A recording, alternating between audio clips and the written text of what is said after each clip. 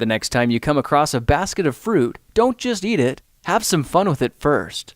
In this project, we're converting any ordinary apple into a decorative and completely edible apple swan.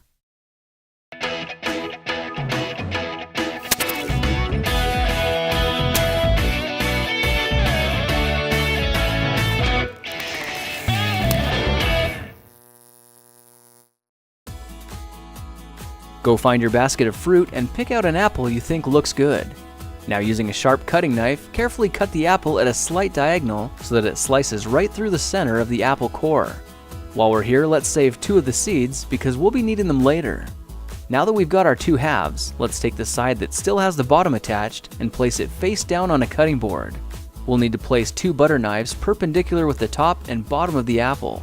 Now we can carefully cut down along one side of the apple core until the knife bottoms out on our makeshift spacers, then use the spacers as a guide to gently cut in from the side. When the 2 cuts meet, you'll have an apple wedge that pops right out. And while we're here, let's cut a piece from the other side the same way.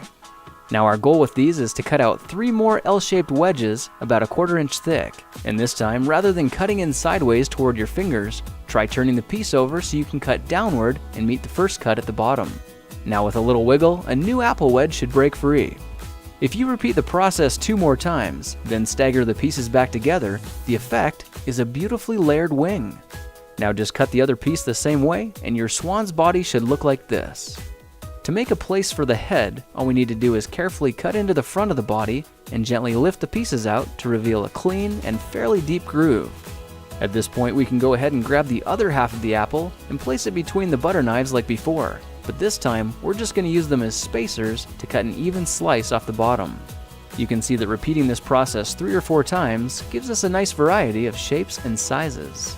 Now look for a piece that resembles a heart that's been slightly flattened on top. All it takes to form the swan head is 3 strategic cuts with a knife. I made 1 angled cut to form the head, a horizontal cut to form the neck, and 1 slanted cut at the bottom for the base. Now you should be able to see how this is coming together. And to clean it up a bit, just use your knife to round off the sharp edges.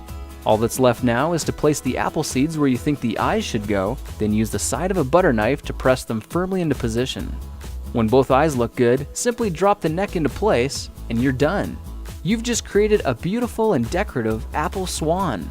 I spritzed mine with a bit of lemon juice to help prevent it from turning brown, then put it on display to show off for our dinner guests later that night.